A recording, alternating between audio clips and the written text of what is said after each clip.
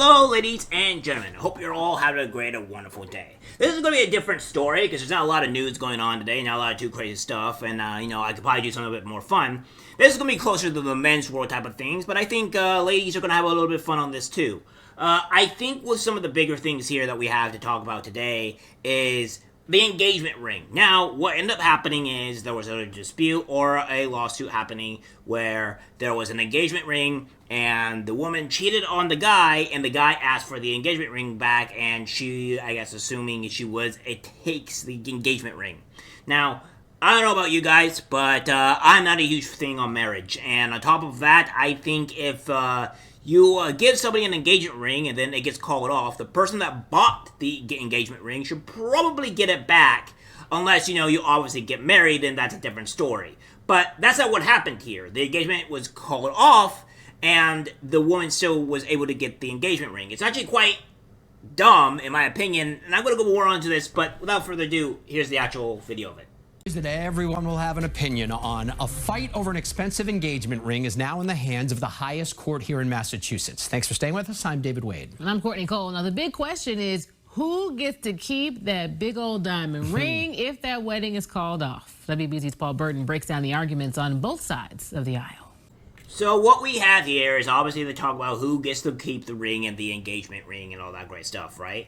And it is quite interesting. Now, as I mentioned before, if you are giving somebody an engagement ring and you do not get married and the marriage is called off, then you have every right to get your ring back, whether you're the man or if you're the female, because obviously you bought the ring, you spent the money, and, you should probably be able to get your ring back, because, the wedding was called off. It didn't happen, so you get your ring back.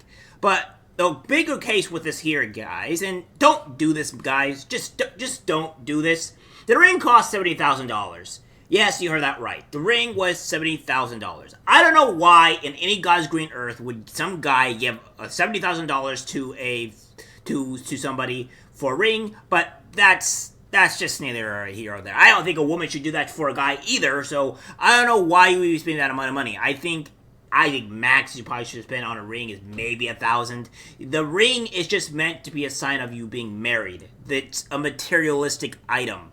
It does not signify on how strong your bond is with that person. So I don't know why you would want to spend an insane amount of money anyways, because if you get a ring that is for a woman, she should be able to accept whatever ring that you get her, regardless of the price, and be happy with it. Apparently this woman was not.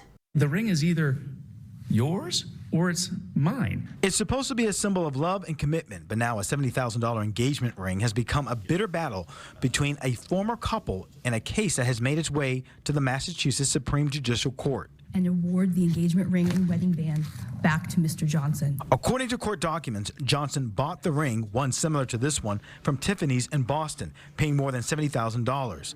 Soon after, he called off the engagement because he says his bride-to-be was verbally abusive and thought she was cheating on him, which she denies. She would have stayed. She would have stuck it out. A trial court ruled in her favor, saying Johnson was at fault for calling off the engagement, and right now she gets to keep the ring. Right, as you can see there, it was a man that obviously got paid $70,000 for an engagement ring, and the guy obviously said this woman was abusive, she was aggressive, and she also cheated on me, and he was the one that broke it off. But the court said that the woman gets to keep the ring because he's the one that broke it off. Now, here's the thing here. There are 3 rules that apparently what the courts actually go through, and it's called the gift approach, the conditional gift approach, and then the conditional gift plus fault approach. Well, what we have here under Massachusetts, it's the conditional gift approach, which means saying the gift giver can get the ring back if they are found to be without fault in the relationship. So, if the woman ends up cheating on you, that kind of means that you are at fault, right? I think you would be considered at fault if you are being the one that cheats on somebody. You're at fault, right? So that's what's happening here. But of course, that's all rational. But the court says that the woman gets to keep the ring because for what reason? And the guy even goes out to say, well, we don't have any conditional gifts laws in Massachusetts. Well, the guy is wrong because there is a conditional gift at Massachusetts. So I don't know where the guy's going on for this. But that's just kind of what we're at here now, right?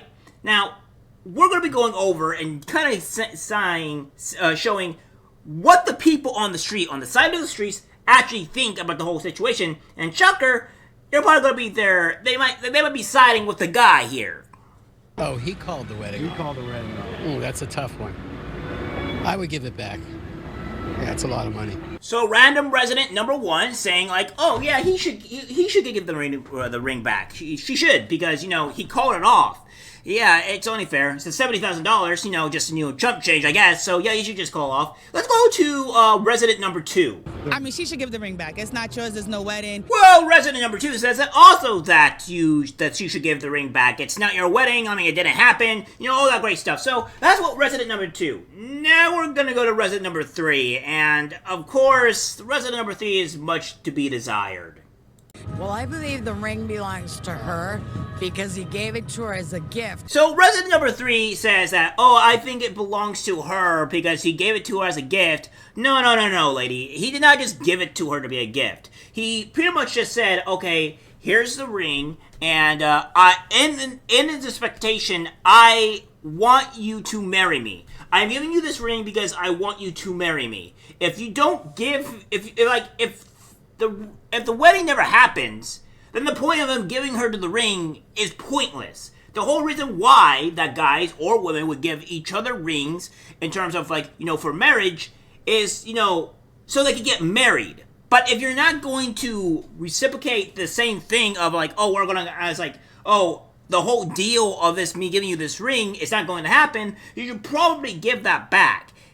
That's kind of what it is. It's not like a thing to where you give somebody like a car or a video game, and then you can't. It's like, oh well, no, it takes these backsies. It's like stuff like that, right? Like that's just insane. Like you're just giving them because it's an actual gift, but you're giving this person kind of like a business transaction here, to where okay, I'm giving you this as a transaction for you to get married. Like I want something out of this as as I give you this. That's the whole thing here. It belongs back to the man. Why do you say that? Because it's canceled. Everything is over. So we're going to go with contestant number 4, or resident number 4, and she says oh well, I like to give it back to the man. It's over. Yeah, you're right, because any other rational person thinks this way. The only people that do not think this way are scammers, or just want to abuse the ability to just get something and sell it off later. This is kind of a crazy reality that we're living in, by the way, to where you can just scam people. And again, if you give somebody a gift, right? If you give somebody a gift, you should be allowed to. You shouldn't just be able to, be forced to give it back. No, I don't think you should do that. You give it out to somebody, it's theirs. But this is not the same thing as a business transaction here. So again, it's just really, really annoying that this is going on. And again, it's quite insane, right? It's insane that we're in this society where we're just gonna just give things back. We're just gonna steal things from you because that's just as allowed. And let me put this perfectly honest here, guys. If you're doing this thing here, I'm not a huge fan of you guys get divorced and then everybody has to give their own possessions to other people, to each individual. That's insanity. That is completely insane. I don't agree with that. I think that you get divorced, you keep the stuff that you have or whatever, or you guys agree with what you have, and then you just move on. But to force people to give back some possessions or whatever is completely insane. You get the house. If somebody bought the house and it's in this person's name, that person keeps the house. You got to go look for another house. Come on now. This is stupid. The fact that we're doing this, sharing thing or whatever, that's dumb. That's just dumb. Johnson appealed the decision, and a Massachusetts appeals court ruled in his favor. Now it's up to the SJC to decide whether Massachusetts should follow other states where engagement rings are returned to the giver if an engagement is called off, regardless of who is at fault.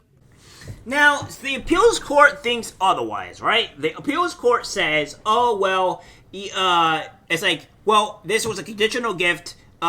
She has to give it back, and what have you, right? That's just kind of what it is. Again, this is just something that is going on here in the appeals court. So she's gonna have to give it back at some point. But the point of the matter is that the court let this woman pretty much just steal this ring because, you know, it's all because she's a female. The female has to be protected. The female has all this type of stuff, right? And that's my issue.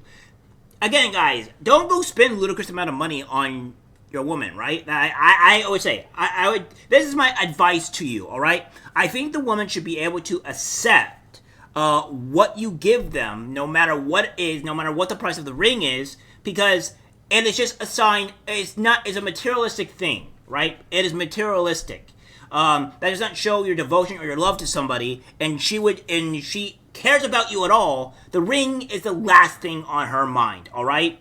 And if she's complaining about the ring and wants you to spend ubers amount of money, she probably wants you to give her that insane amount of ring, buy a huge ring that's really expensive, so she go probably divorce you and then sell it. But that's just the way I think, all right?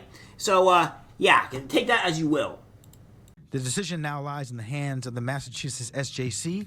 No word yet on when a ruling is expected. Everyone would have an opinion. What do you think? Listen. I'm going to give you my TV family version here. Yeah. It was a gift. You do not go back to ask for the gift back. Yeah. The circumstances are unfortunate. Yeah. You know what I would do? Cut the ring right down the middle. Both get half. And cause more issues. Now, what you have here is that the thing is still in play, this is still working to go on, but the woman here, this what you see here, this woman says that, like, oh, I give it back, because, you know, listen, it's like, it's a gift, you're not supposed to be giving it back, the whole point is the woman is at fault, and the marriage didn't happen, and what have you. So this person looks like she is a known scammer. She looks like she would be a person that would scam you, or just wants you because of the money, because, you know, it has some type of value. I don't think the actual, in terms of what the ring is, it's going to be any significance. I mean, you pay $70,000. You don't get to keep the ring. But that's kind of what this lady does. And what is kind of scary, because there are quite a few women that think like this. And it's disturbing, to say the least. And, guys, what I would pretty much say is, if you're going to get married, by all means, just get married, all right? But when it comes to possessions, I don't think people should be able to share or should be able to split things when divorce happens. People own things. They work hard for those things regardless of that situation. And the fact that you're going to be splitting it away, like, the fact that, like, she would, if I get married and she would get a part of my computer, is like, well, that's insane, because I worked hard to get this computer. This computer is mine, and I don't think you should be allowed to have this computer just because we're getting divorced. That's insane, and I think that is just completely stupid. I think that whole sharing, the whole split thing is stupid. That's dumb, and this ring thing is just really more of a matter of who should get the ring, who cares for it, and obviously, the guy should just get the ring back at the end of the discussion. She's the one that cheated. She's the one that was abusive, etc. She's the one at fault. The guy should get the ring back and get his money back, because the thing didn't even happen. The deal was over. The deal was over. So that's it. All right, guys, that's it for the video. Like, guys, share. As always, take care, my friends. I'm disgusted by what I see in public. Even people closest to us can't be trusted, because it's algorithmic disease, the social media.